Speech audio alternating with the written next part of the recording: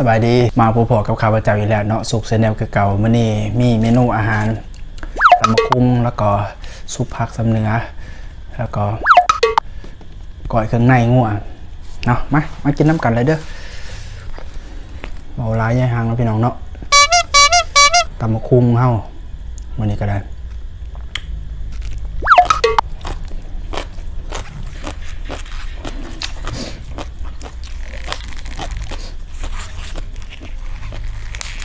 ผักกะหล่ำกรอบๆ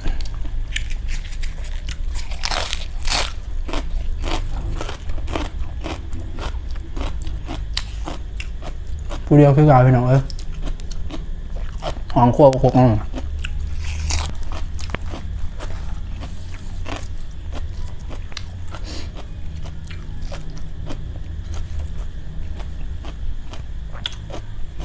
ซุปผักมันก็เป็นแซ่บแบบ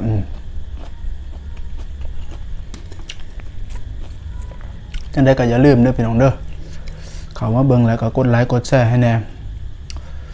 กด Subscribe ให้กับผู้บ่าวบ้านนอกนี่เด้อคำใหญ่ๆจักบาทก่อน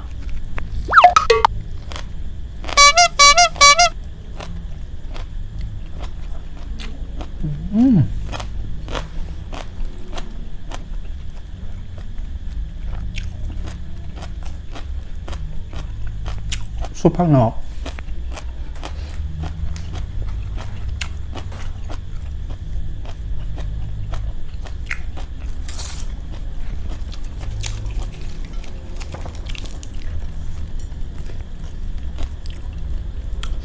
ใส่เต็มคำแบบสิเบิ้ง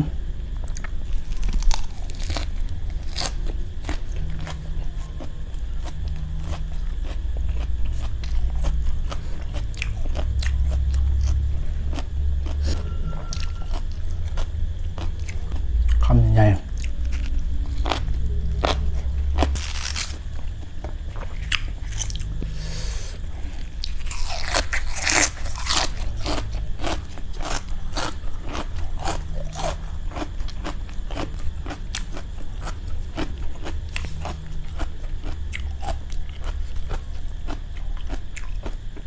อาหารหลายอย่างบ่จักสิกินตัวใดยังเดียวกับพ่อวาเนาะ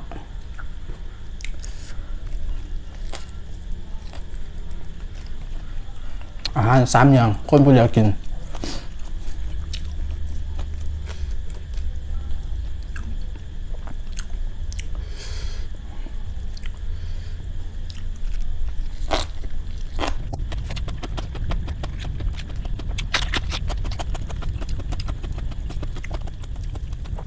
ตัวอยากเอาตัวสั่นเนี่ย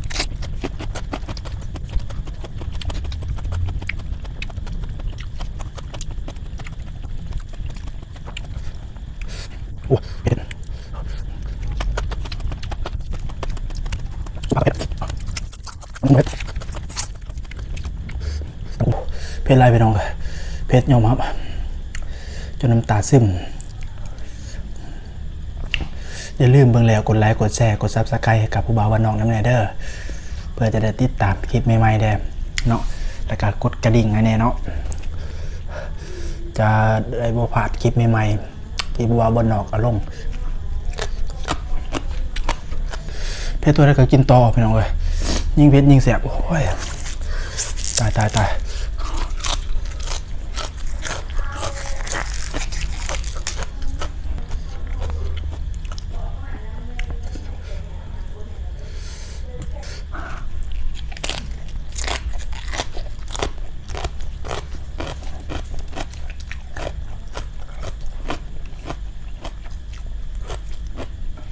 เอาแล้วเนาะสำหรับมื้อนี้เอาเป็นว่าสำเร็จสกอนเด้อแล้วคลิปหน้าพอกันใหม่เนาะสำหรับคลิปนี้ผู้บ่าวบ้านนอก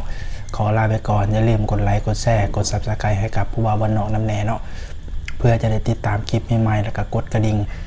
ให้เพื่อเป็นกำลังแห่งจิตแห่งใจให้กับผู้บ่าวบ้านนอกในการเฮ็ดคลิปต่อไปเด้อสำหรับคลิปนี้ผู้บ่าวบ้านนอกไปแล้วบ๊ายบาย